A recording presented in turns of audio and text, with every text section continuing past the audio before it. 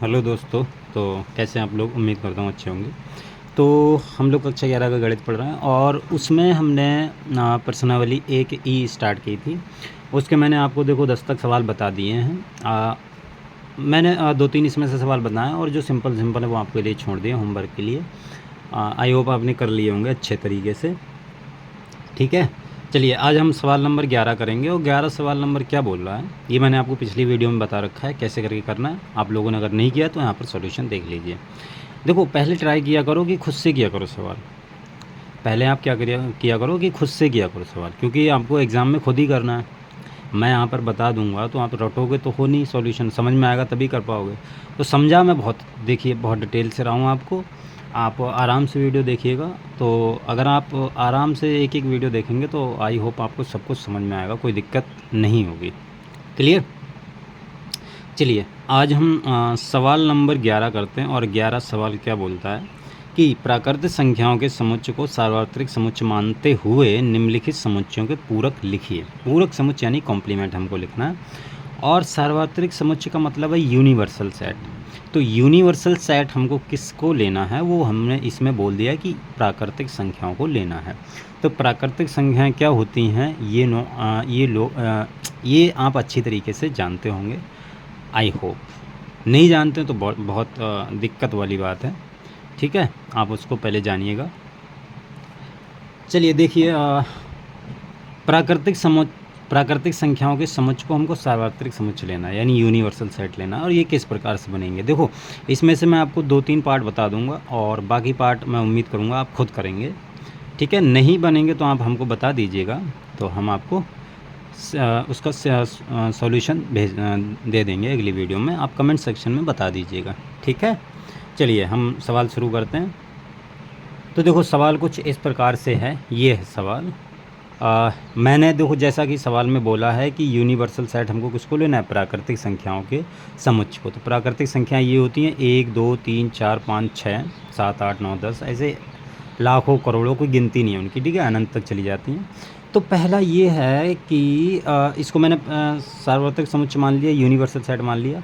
अब हमको ये दिए हैं पार्ट, इनके हमको पूरक समुच्चय निकालने। तो सबसे पहले मैं इसको मान लेता हूँ एक्स, कैपिटल एक्स सेट। कोई भी समुच्चय होगा तो ये देखो बनेगा किस प्रकार से, ये आप ध्यान से समझिएगा। अब x एक प्राकृतिक सम संख्या है, वो सारे x जिसमें x क्या है, एक प्राकृतिक सम संख्या। तो प्राकृतिक सम संख्या क्या होती हैं, 2 4 6 8 और इसी प्रकार से प्राकृतिक सम संख्याएँ आएंगी। ठीक है, तो हमको इसका पूरक समुच्चय लेना है, ये डैश लेना है। तो देखो क्या आएगा, u माइनस एक्स।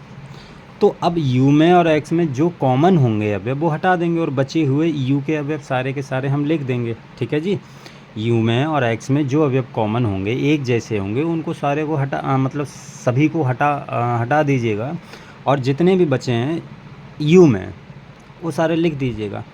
ठीक है, तो बचेंगे कौन कौन, देखो सम संख्याएं सारी की सारी चली जाएंगी। तो सारी की सारी कौन सी संख्या बचेंगी, u में विषम संख्या बचेंगी। सम संख्याएं काहे चली जाएंगी, क्योंकि 2 4 6 8 ये x में आ रही हैं और x में और u में जितने भी एक जैसे अवयव हैं वो सारे के सारे हटाने हैं। ये आपको मैंने पहले ही बता रखा है कि कैसे करके u माइनस एक्स या डिफरेंस निकालते हैं। तो देखो कौन से अवयव बचेंगे, सारी की सारी विषम संख्याएं बचेंगी। तो 1 3 5 7 9 11 इस प्रकार से सारी की सारी विषम संख्याएं बचेंगी। तो ये तुम्हारा x डैश आ गया, यानी पूरक समुच्चय आ गया x का। इसको देखो y मान लेते हैं, y मान लीजिएगा। अब देखो ये y बराबर एक्चुअल में होगा क्या, x संख्या 3 का धन गुणज है। तो देखो 3 का धन गुणज है, ध्यान से समझो आप इसको। अब 3 का गुणज है तो इसमें सभी में जो यूनिवर्सल सेट दिया है ये वाला, इसमें 3 से गुणा कर दो। जो भी प्राकृतिक संख्याओं का समुच्चय दिया है उसमें आप 3 से गुणा कर दो। तो क्या आएगा, 3 एकम 3, 3 दूनी 6, 3 त्रिका 9, 12 15 18 21, इस प्रकार से देखो 3 का गुणज आ गया। धन है तो ये सारी की सारी प्लस में आएंगी। अब हमको y डैश लेना है तो y डैश कीजिएगा, तो u माइनस वाई आएगा। अच्छा u माइनस वाई क्या आएगा, u में देखो सारी की संख्याएं हैं 1 2 3 4 5 6 7 8 9 10, और y में किस प्रकार के हैं, 3 6 9 12 15 इस प्रकार के हैं। तो देखो जो ये वाई में है ये सारी की सारी यू में से आप माइनस कर दो, हटा दो। तो किस प्रकार से आएंगे, देखो 1 आ जाएगा, 2 आ जाएगा, 3 नहीं आएगा, 4 आ जाएगा, 5 आ जाएगा, 6 नहीं आएगा, 7 आ जाएगा, 8 आ जाएगा, 9 नहीं आएगा, 10 आ जाएगा, 11 आ जाएगा, 12 नहीं आएगा, 13, 14, इस प्रकार से मतलब जो भी इसमें आ रहे हैं वो सारे के सारे हटा दो, तो ये वाई डैश बन गया। इसी प्रकार से देखो जो ये है इसको मैंने मान लिया ए मान लो समुच्चय, ठीक है। आप समुच्चय कुछ भी मान सकते हो, कोई इसमें दिक्कत नहीं है। हम इसको ए मान रहे हैं अपनी सुविधा के लिए, आप अपनी सुविधा के अनुसार मान सकते हो, कोई दिक्कत नहीं होगी। तो ए समुच्चय बनेगा क्या, वो पहले बनाइए। तो ए समुच्चय क्या बनेगा, देखो x एक अभाज्य संख्या, तो अभाज्य संख्याओं का समुच्चय आपको बहुत अच्छी तरीके से पता होगा। अभाज्य संख्या क्या होती है, 2 होती है, 3 होती है, 5 होती है, 7 होती है, 9 नहीं होती है, फिर डायरेक्ट 11 होती है, 13 और 13 के बाद में डायरेक्ट 14 नहीं होती, 15 नहीं होती, 16 नहीं होती, 17 होती है, फिर 19 होती है, फिर 23 होती है। तो इस प्रकार की ये अभाज्य संख्याएँ होती हैं। अब इसको हमें ए डैश निकालना है, तो ए डैश किस प्रकार से निकालेंगे, यू माइनस ए।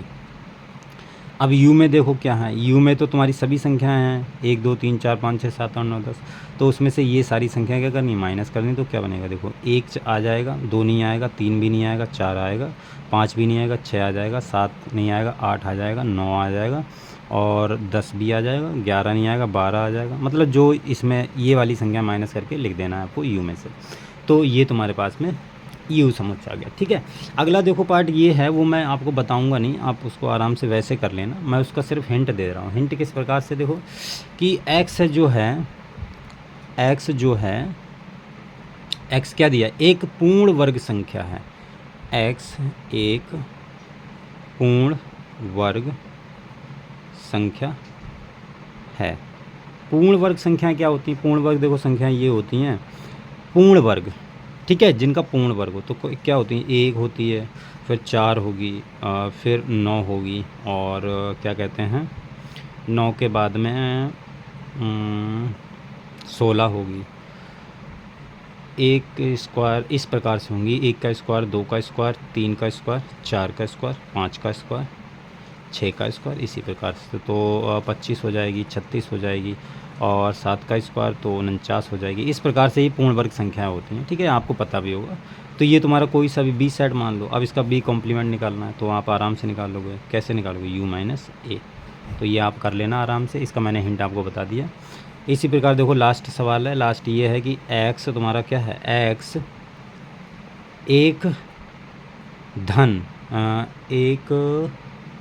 धन पूर्ण क्या दिया है सवाल, धन एक पूर्ण घन संख्या है। अच्छा, घन दिया है, पूर्ण घन संख्या, पूर्ण घन संख्या है, क्या है, पूर्ण घन संख्या है। तो घन संख्या क्या होती है, वही ऐसे करके निकालना है, 1 का घन, 2 का घन, 3 का घन, 4 का घन, 5 का घन, इस प्रकार से संख्या आएंगी।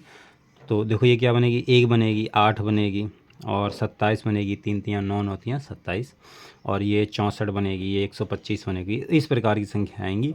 तो आपको ये वाली संख्याएं किसमें से, ये तो आप सी मान लो, कोई सा भी सी होगा, तो आपको सी डैश निकालना है। तो you minus C dash C, तो आपको क्या करना है कि जो यू आएगा उसमें से ये वाले नंबर माइनस कर देने, ठीक है। आई होप आपको समझ में आ गया होगा। 5 तक हो गए, ये नंबर 6 है, सवाल नंबर 6 इसी में का 11 का। तो ये दिया एक्स ऐसे एक्स है, तो x प्लस 5 बराबर 8, वो सारे x जो इस समीकरण को सेटिस्फाई करें। तो इसमें से कौन से आएंगे, देखो मैं यहीं बता देता हूँ। इसमें से क्या बनेगा, इसमें अगर आप इसको हल करोगे इस वाली चीज़ को, तो इसको उधर ले जाओ, 8 माइनस 5। चलो मैं कॉपी पे बता देता हूँ। देखो अगला है ये वाला दिया कि x प्लस 5 बराबर 8। तो इसका तुम्हें पूरक, इसको आपको डी मान लेना। तो पहले इसको हल करो, ये आएगा क्या, तो देखो कैसे करके इसको हल करना है। पहले इसको देखो हल करके, तो x प्लस 5 बराबर 8 है, तो x बराबर क्या आ जाएगा तुम्हारे पास में, 8 माइनस 5 आ जाएगा, यानी x बराबर 3। तो x बराबर कौन सा नंबर आया है, 3। तो सिर्फ और सिर्फ 3 आएगा इसमें। 3 एक ऐसा नंबर होगा जो इस समीकरण को सेटिस्फाई करेगा। आप रख के देख लो, यहाँ पर 3 रखोगे तो 3 प्लस 5 बराबर 8, ठीक है। तो ये इसका आपको डी कॉम्प्लीमेंट निकालना है। तो कैसे निकालोगे, u माइनस डी। अब यू में कितने हैं, 1 2 3 4 5 6 अनंत तक नंबर है, और डी में कितना है, सिर्फ एक 3, तो 3 उसमें से हटा दो तो वहाँ पर आपको डी कॉम्प्लीमेंट मिल जाएगा। ठीक है, सिंपल है इसलिए मैं इनको हल नहीं कर रहा हूँ। अगला देखो जो है, अगला ये है कि एक्स 2x + 5 = 9। तो इसका हमें, इसको आप ई मान लो, तो इसका हमें कॉम्प्लीमेंट निकालना है। अब इसको देखो हल करके, पहले इसको हल करके देखो, दो आएगा क्या, मैं इधर कर दे रहा हूँ। ठीक है, 2x + 5 = 9, तो 2x बराबर 5 उधर जाएगा, 9 में से घट जाएगा तो कितना बचेगा, 4, तो x बराबर कितना आ गया, 2। तो ई में कौन सा अवयव आएगा, सिर्फ और सिर्फ 2। आप यहाँ पर 2 रखो, 2 दूनी 4 + 5 9 आ गया। तो अब इसका आप ई कॉम्प्लीमेंट निकाल लो, तो कैसे आएगा, देखो u माइनस ई। ठीक है, तो u में से ई के अवयव घटा दो, ई में सिर्फ और सिर्फ 2 ही अवयव है तो 2 को हटा दो, बाकी सब u के अवयव लिख दो। क्लियर।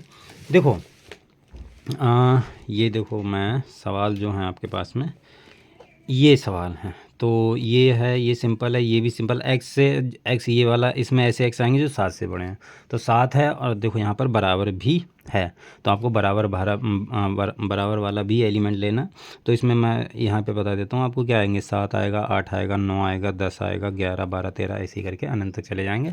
तो ये 7 के बाद में हटा देना है, तो इसमें कोई सा भी मानोगे तो क्या आएगा, इसमें से 7 के बाद जितने भी अवयव हटा दोगे, तो मैं देखो इधर बता दे रहा हूँ आपको, ये यू में कितने अवयव हैं, यू में 1 से लेके अनंत तक हैं, और 7 के बाद में सारे अवयव माइनस कर देना, तो कितना आएंगे, देखो अगर मैं ई कॉम्प्लीमेंट, ये मान लो कोई सा भी सेट मान रहे हैं आप, एफ़ मान लो।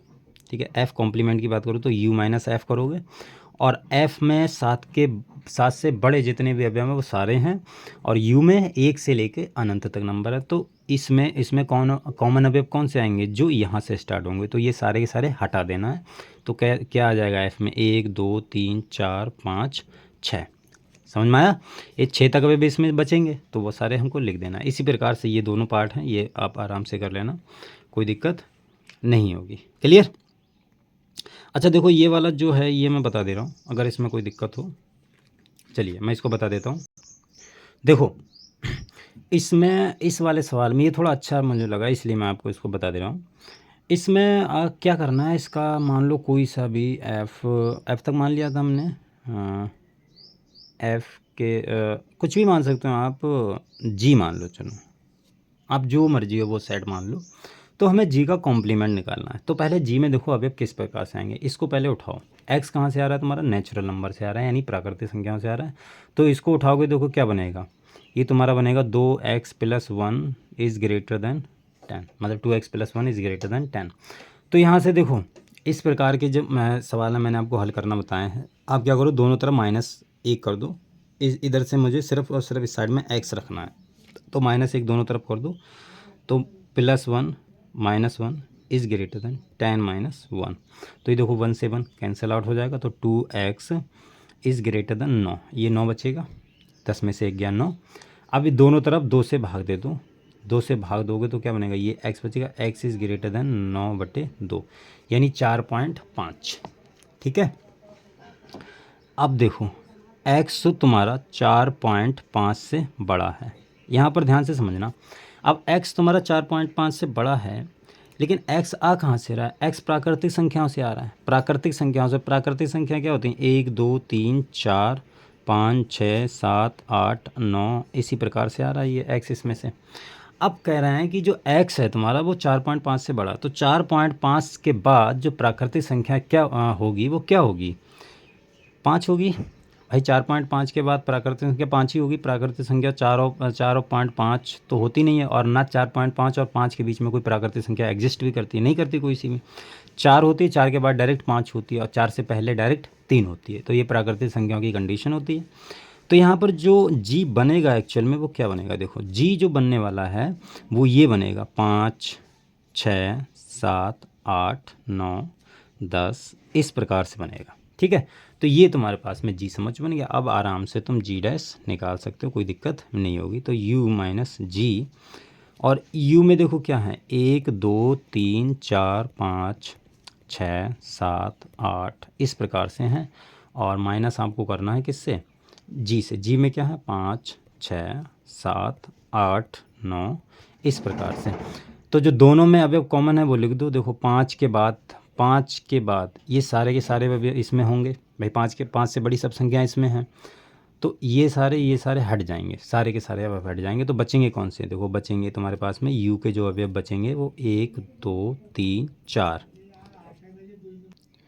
तो ये तुम्हारा जी डैश आ गया। क्लियर? ये तुम्हारा जी डैश हो गया। इसी प्रकार से देखो इसमें और भी सवाल हैं, तो वो आराम से आप कीजिएगा। कोई इसमें मेरे ख्याल से कोई दिक्कत नहीं होगी। अगर कोई फिर भी कोई दिक्कत होती है तो आप मुझसे पूछ सकते हैं। देखो सवाल कौन कौन से बचे हैं। सवाल आपके पास में देखो, एक तो 12वां सवाल बचा, तो इसे आप बेन आरेख के द्वारा मतलब सिद्ध कर सकते हैं, इसमें तो कोई प्रॉब्लम नहीं होगी। इसी प्रकार सवाल नंबर 13 है, u बराबर 1 से लेकर 9 तक अवयव दिए हैं, a बराबर ये है, b बराबर ये, c बराबर ये है। तो ये पार्ट आपको याद करना है, ये भी कोई दिक्कत नहीं होगी, ये भी एग्जाम्पल आराम से कर लोगे।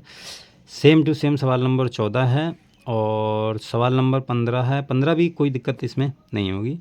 15 में अगर कोई दिक्कत होती तो आप मुझे कमेंट सेक्शन में बता दीजिए, मैं आपको इसका सॉल्यूशन आपको दे दूंगा। ठीक है, ऐसे कोई दिक्कत होगी नहीं। बोला है मान लीजिए कि किसी समतल में स्थित सभी त्रिभुजों का समुच्चय सार्वत्रिक समुच्चय, जितने भी त्रिभुज आते हों, ठीक है, समकोण त्रिभुज और क्या कहते हैं समद्विबाहु त्रिभुज, समबाहु त्रिभुज, जितने भी त्रिभुज आते हैं उन सबका हमें मतलब यूनिवर्सल सेट लेना, जितने भी त्रिभुज आते हैं। और बोला यदि ए उन सभी त्रिभुजों का समुच्चय है, ए उन सभी त्रिभुजों का समुच्चय है जिनमें कम से कम कोण 60 अंश से भिन्न हैं, तो ए डैश क्या होगा? आराम से कर लोगे, कोई दिक्कत इसमें नहीं होगी। इसी प्रकार से 16 है। तो ये देखो, ये हमारा एक्सरसाइज हमारी ख़त्म हो गई और इसके बाद में अब हम चैप्टर करेंगे संबंध एवं फलन। ठीक है, ये चैप्टर हमारा ख़त्म हो गया। अगर इसमें कोई प्रॉब्लम आती है आपको तो आप मुझे ज़रूर बताइएगा, मैं आपको उसका क्या कहते हैं सॉल्यूशन आपको दे दूंगा। ठीक है, चलिए फिर आज के लिए इतना रखते हैं और अगली वीडियो में हम लोग संबंध एवं फलन अगला चैप्टर पढ़ेंगे। आप इस चैप्टर को अच्छे से तैयार कर लीजिएगा, क्योंकि अगर आपने ये चैप्टर अच्छे से तैयार नहीं किया तो फिर संबंध एवं फलन आपको समझ में नहीं आएगा। चलिए फिर आज के लिए इतना रखते हैं, मिलते हैं अगली वीडियो में, तब तक के लिए बाय, ध्यान रखिए अपना।